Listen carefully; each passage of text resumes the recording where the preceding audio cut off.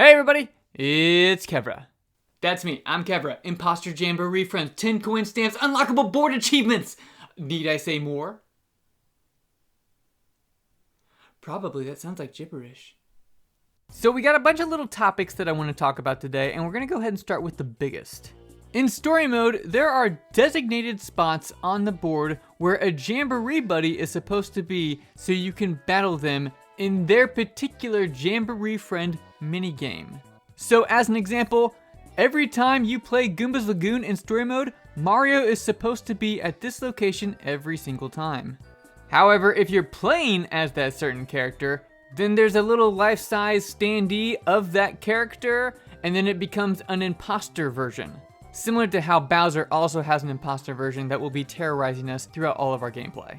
Now, this could specifically only be a story mode thing, but it did make me think of two particular instances where it might not be. You know, someone asked me a while back, if we play as Peach exclusively, does that mean we'll never ever get to see her as a Jamboree friend when we're playing the game? And my assumption was no, but after seeing this, you know, maybe they do drop down some weird Peach standee, and then you go up and talk to her, and like the shadow version, imposter version, comes to life, and that way you can have Jamboree friends be available even if you consistently play as that specific character.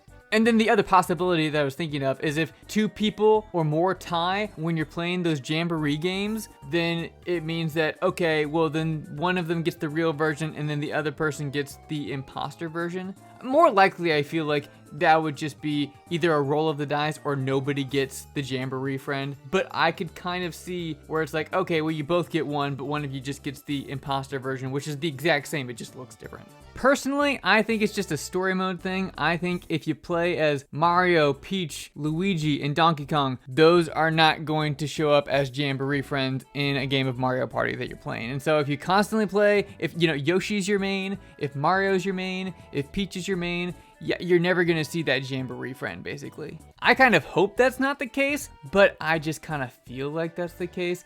However, if they're gonna make an imposter version so you can play as Bowser and he can be a board mechanic, I don't know why they wouldn't just go ahead and make an imposter version of these friends. That way you could also have them all as potential buddies. To me, that makes the most sense, and I'm hoping that they do it this way, but we'll see. Speaking of Jamboree friends, you cannot turn them off. The Nintendo Life video that I watched, the guy basically said he tried to disable them in all kinds of different settings, and it just didn't seem like it was a possible option. So if you don't like the Jamboree friends, well, tough shit, you're not going to be able to turn them off. However, something you can customize in this game is the mini games, kind of. Essentially, one of the rules that you can use to set up your Mario Party game is you can either do random minigames or the players can select a minigame. Now, the way that they're doing this is going to look very familiar because if you ever played Mario Kart 8 Deluxe Online, it's essentially the exact same thing. Mario Kart 8 Deluxe Online, you have a small handful of tracks that you can pick from. Everybody votes on the one they want to play, and then after that, it does a roulette of the choices that everyone else picked, and that's kind of how it's going to operate for minigames at the end of every turn. So for Mario Party Jamboree, they're going to give you 3 minigames. You and your 3 other friends are going to vote on which one you want to do. So in other words, let's say that 3 players pick Platform Peril, 1 player picks Free Throw, and then no players pick Granite Getaway. That means Granite Getaway is not possible to play. Meanwhile, Free Throw has a 25% chance of getting picked, and Platform Peril has a 75% chance of getting picked, on what is essentially a roulette made of player choice. Personally, I don't think I'll be using this because it sounds like I'll have the exact same issue I have with the Mario Kart 8 Deluxe Online, where it's just like I'm constantly playing the fan favorites, the ones that everybody loves the most, and it's just like, guys, can we play something else for a change? And they're basically like, no, I fear change. Speaking of things not changing, just like in Super and Superstars, this game will have a minimum set of 10 turns and a maximum of 30 turns. Why they won't allow more than 30, I don't know, but that's just the way the ND Cube has decided to go. Now here's another big topic that is a little bit speculative, but I'm actually pretty sure that I'm right on this one. And that's the fact that I think in the normal Mario Party mode, the star can spawn on any blue space. Again, referencing that Nintendo Life video that I watched, it seemed that championship rules had specific designated star spawn spots and that you could see them on the map. And you could even see which ones had already been ignited or not.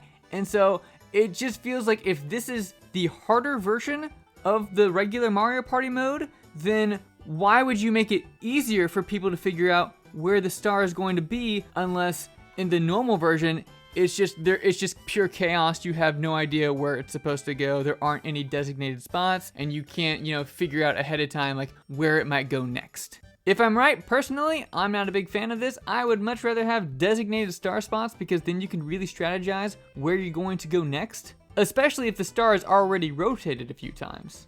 I guess I'll still have it in championship rules, but I don't know. I still really would wish that it was there for just regular Mario Party.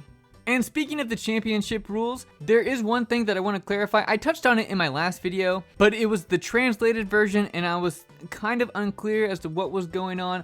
But just to confirm, in championship rules, there are only one of 3 possible bonus stars.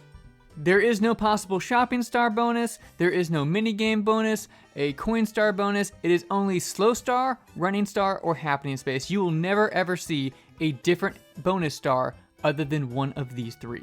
But it will always be announced at the beginning of the game, so you'll know exactly what that bonus star is. Also, and everyone knows that I'm not really looking forward to this board, but I thought I'd go ahead and mention the fact that every stamp you get in Rainbow Galleria will basically count as 10 coins if you take it back to the Koopa Troopa.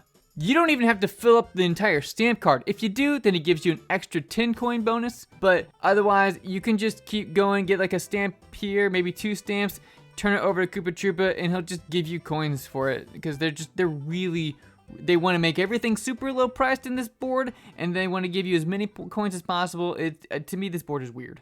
But anyway, we're going to move on to our final topic, which is actually 3 topics, but it all has to do with unlockables. So let's start with the fact that we've gotten a good look at 2 of the shops on the little Hubworld island. The first one is that big blue building. It's basically the reaction shop where you can buy reactions and then also edit them, which I assume just means like hotkeys. So if you want, I don't know, let's say one of the Bowser icons, because somebody landed on Bowser space, you can hotkey that to like RB or something while someone's going and react that way. And then you don't have to go into the menu to look for it. And then the other shop that we got to look at was the card shop. Again, pretty self-explanatory. You can buy cards, you can buy stickers, then you can decorate your card, and that's pretty much the entire point of this building. Now, unfortunately, those were the only 2 locations that were seen being entered inside this little hub world. But we do have confirmation that there is at least one other shop, because as you can see here, when you unlock achievement number 4, there is new stock at the music shop. And although we never actually see him enter it, as you can see in this still frame, Waluigi is going towards this little green house, and it says Data House. So even though we don't know exactly what's in here, I think it's a fair guess of, you can see your own personal records, you can possibly erase your data, and just things of that nature. Which means that the only building that's left that's kind of still a mystery is this blue building with the crown on top of it. But I think most of us are assuming that's like online records, so you can see what other people have gotten across the world. So it really feels like we know all about this hub world now, aside from just a few details.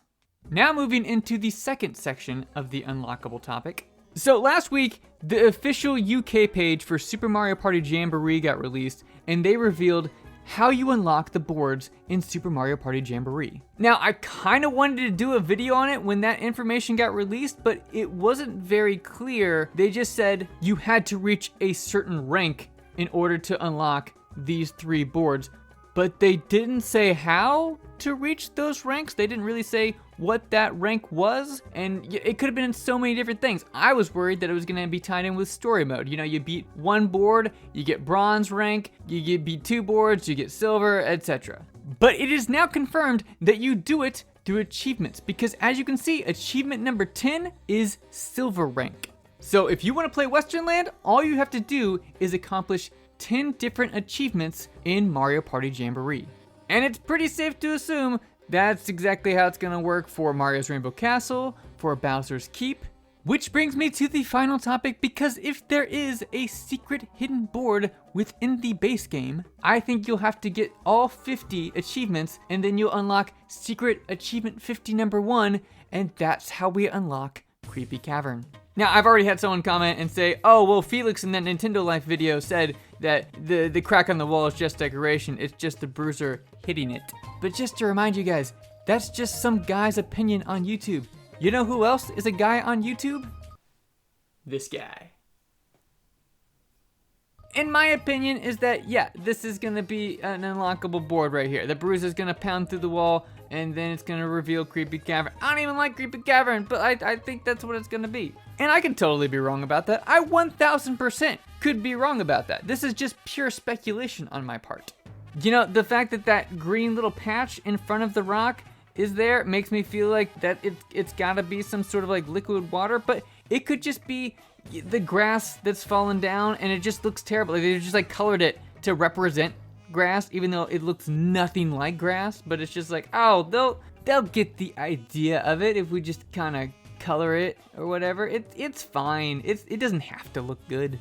If Picasso can make nonsensical shapes, then we can just color some sand green and be like, oh, that's grass, clearly. Like, I know I'm sounding a little bit sarcastic, but I think that could actually, like, again, if there is no 8th board here, if there is no secret tunnel that takes us to like a trophy room or something, that's clearly what it is. It's just, they just colored the sand green and said that's grass. Like, that's what it is. It's definitely a bizarre choice, but I also think that having Bowser as both a playable character and a board mechanic is bizarre. So, you know, it wouldn't be their only bizarre choice in this game. So just keep in mind that we don't know what it is, and we're not gonna know for a while. I mean, if the game leaks and someone is able to 100% complete it before the game even comes out, then we'll know before the game even releases there is an 8th board, or if this is a secret tunnel to something in the base game. If the game doesn't leak for some reason, then it's gonna take people beating the game, going through it like the first week or so, to know whether or not this crack on the wall means anything. And then there's also the possibility that this area doesn't lead anywhere right now, but it's going to be something for DLC a few months later. Because maybe this crack in the wall is a metaphorical paywall. Bruiser can't knock it down unless you pay him. So even if the game leaks early and it turns out that this is not an 8th secret board in the base game, I would say that we still won't know until maybe February if this was a hint at DLC. But if a February Direct comes and there's no mention of DLC, I would say that's the moment this proves, yeah, that green patch in front of the crack on the wall, that's just green colored sand that's supposed to look like grass but doesn't remotely look like grass.